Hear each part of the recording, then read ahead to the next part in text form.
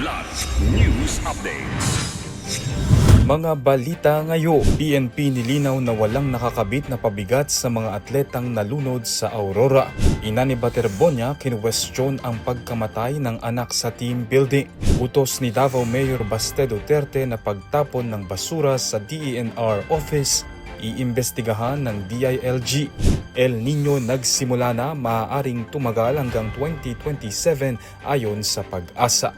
Ako po si Cesar Soriano para ihatid ang mga nangunang balita sa buong kapuluan. Ngayon, Nilinaw ng Philippine National Police o PNP sa Dipakulaw, Aurora na walang nakakabit na pabigat sa katawan ng mga atletang sina Rene Baterbonia at Divine Adili ng Ateneo de Manila University nang sila ay malunod sa isang team building activity noong Hunyo 8. Ayon sa investigasyon, nagsasagawa umano ang grupo ng pagsasanay sa mababaw na bahagi ng dagat nang mapunta ang dalawang estudyante sa mas malalim na lugar at tangayin ng malakas na agos. Nauna nang sinabi ng PNP na wala silang nakitang foul play at itinuturing ang insidente bilang isang purely accident. Samantala, humihiling ng hustisya ang pamilya ni Baterbonia at nag-request ng autopsy upang higit pang malinawan ang sanhi ng trahedya. Nangako naman ang Ateneo ng suporta sa mga pamilya ng dalawang nasawing atleta at sa komunidad na naapektuhan ng pangyayari. Nasa isang memorial chapel na sa Quezon City ang mga labi ng dalawang atleta kung saan dumalaw na ang ilang kaanak, teammates at malalapit nilang kaibigan.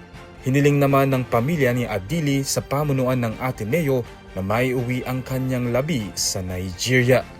Iimbestigahan ng Department of the Interior and Local Government o DILG ang posibleng pananagutan ni Davao City Mayor Sebastian Baste Duterte matapos umano nitong ipag-utos ang pagtatapon ng basura sa harap ng tanggapan ng Department of Environment and Natural Resources o DENR sa Davao City.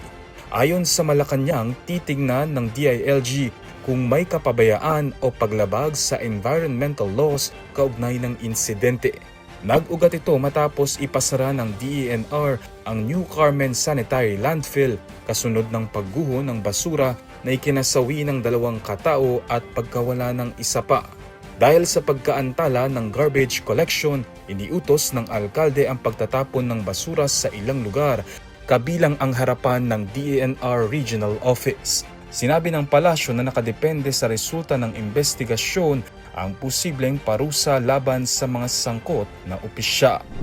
Inanunsyo ng Pag-asa na nagsimula na ang El Nino sa Tropical Pacific matapos maabot ang positive 0.5 degrees Celsius na threshold ng sea surface temperature anomaly noong Mayo 2026. Ayon sa ahensya, may higit 80% posibilidad na lalo pang lumakas ang El Nino at magpatuloy hanggang sa unang bahagi ng 2027. Dahil dito, maaaring makaranas ng mas kaunting pag-ulan, dry spell at tagtuyot sa ilang bahagi ng bansa. Gayunman, sinabi ng Pag-asa na maaari pa ring magkaroon ng mas malakas at mas madalas na pag-ulan sa kanlurang bahagi ng Pilipinas sa panahon ng habaga, lalo na kung may mga bagyong makaaapekto sa bansa. Nanawagan ng ahensya sa publiko at mga lokal na pamahalaan na maghanda sa posibleng epekto ng El Nino. Para sa Kidlat News Channel, ako si Renzel Lenon, nag-uulat. ako po si Cesar Soriano, kasama nyo sa bawat pagbuto ng balita.